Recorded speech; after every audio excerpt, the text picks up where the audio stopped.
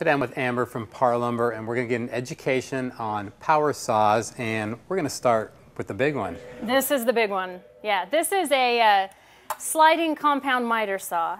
Miter saw is great for, you know, it's really safe, it's really accurate, and when you mount it properly, it's really stable. Okay.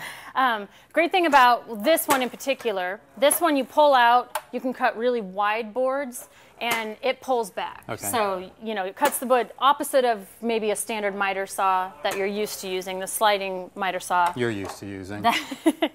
So one of the options, or one of the features of these saws is you can do angle cuts. Okay. Also, with this one, you can,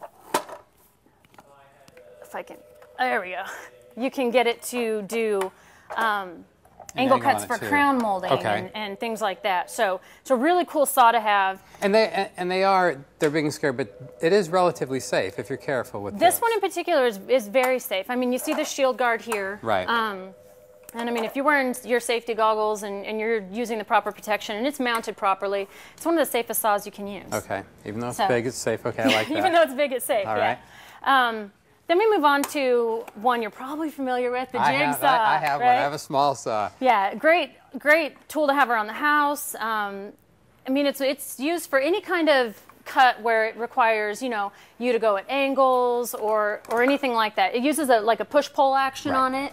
Can do a really fine cut just depending on the blade you have.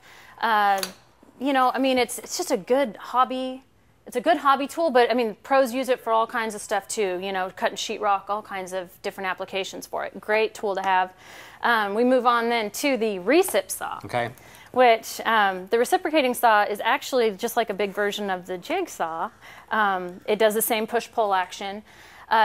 It's a lot beefier, it's a lot stronger, it's going to, you know, it's got a lot more muscle behind it, a lot more amps going on. A lot of people seem to use it for teardowns. Typically, it's a demo tool. Right. Yeah, but, you know, I mean, cutting down tree branches, whatever you've got, it'll do it, you know. I mean, there's a lot of applications, you know, other than demo that you can use this tool for, but demolition is, you know, the big one that people use the recip saw for. And this one I'm familiar with, too. The circular saw or skill saw. Yeah, this is great. This is a really versatile portable saw. You know, it's easy to carry around with you, fit in a tool bag. This one's got a laser scope on it to keep that line straight where you're cutting, which is, you know, with a circular saw can be really easy to get off track. You know, this saw, again, if you use it properly, it does have the safety shield. You can adjust the height depending on the depth of your material or the thickness of your material. You know, a lot of those, just taking those precautions will keep you safer when dealing with saws, as if you just use them like they're meant to be used, you know? Read the instructions. Read the instructions, so tell me a little bit about the blades, because I know that depending on your material, size of your material, there's going to be a lot of different blade options. Definitely. You're exactly right. There's different blades for every different product that you use.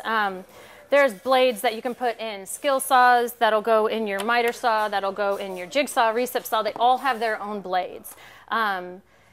Finer tooth or more teeth, finer cut typically is how it works. So finish cut. Okay. Finish cut, yeah. And then, you know, a nice, you know, little less teeth actually makes a really aggressive framing cut, you know, just for your everyday, you know, cutting your decking or anything like that. There's blades that we use on like the hardy plank siding or the fiber cement boards. They're kind of expensive, but they're diamond blades, but they're going to save you switching out blade after blade after blade. So when do I know that I need to change my blade? Basically, when you start to see these teeth start to chip off or lessen or become one with the blade, you know, where you don't see those anymore. Also, any teeth that are missing, where they're actually gone. Time to change it. Time to change it. Yeah, and you can probably notice too on, you know, if it's not too long of a job, how much you're having to push the saw rather than the saw doing the work for you. Okay.